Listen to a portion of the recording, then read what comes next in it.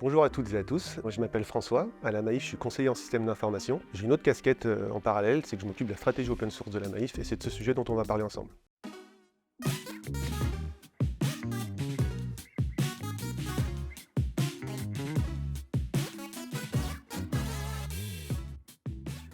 Pour commencer, il faut bien comprendre que toute entreprise qui s'appuie sur un système d'information utilise de l'open source, c'est forcé. Et du coup, à partir de ce constat-là, on est obligé de comprendre qu'il faut poser une stratégie autour de tout ça. À la Maïf, on pousse le curseur un peu plus loin parce qu'on a décidé d'aller jusqu'à l'édition de logiciels open source. L'open source par rapport aux licences propriétaires, il ne faut pas opposer les deux mondes et chercher à en sortir un vainqueur forcément. La différence, c'est que pour l'open source, on va investir dans les compétences et dans les humains, là où dans le monde propriétaire, on va investir sur des licences pour s'affranchir de cette composante de compétences. Souvent, on est moins pris au piège quand on utilise des logiciels open source, mais c'est aussi un choix qui est fait par engagement et par conviction. Il ne faut pas les chercher bien loin pour voir la similitude entre le mutualisme et l'open source. Il faut arriver à diffuser l'idée que laisser le temps à un développeur de contribuer à un logiciel open source, c'est du gagnant-gagnant. Favoriser l'open source, c'est aussi se donner les moyens d'aller plus vite en termes d'innovation. On a par exemple toute une boîte à outils qui permet d'administrer les microservices et les API. On a aussi tout un tas d'outils autour de la data et de l'intelligence artificielle. On encourage toutes nos équipes à contribuer à des projets open source. Un développeur peut prendre du temps sur son temps de travail pour contribuer à un logiciel qu'il utilise ou à une librairie qu'il utilise. Pour sortir de la communauté open source, la Maïf a rejoint il y a quelques années le TOSIT, qui est une association qui regroupe pas mal de grandes entreprises qui veulent promouvoir l'open source et les usages de l'open source au sein d'elles-mêmes. Cette association nous permet d'échanger entre nous sur des retours d'expérience. On compte aller encore plus loin peut-être demain en proposant des logiciels construits ensemble. Vous pouvez aujourd'hui retrouver une douzaine de produits à notre catalogue. C'est disponible sur la page maif.github.io. Vous trouverez Autoroshi, Zanami, Daikoku, et vous trouverez aussi tout un tas d'outils autour de la data. On ne compte pas s'arrêter là, on aura sans doute des nouveautés d'ici la fin de l'année.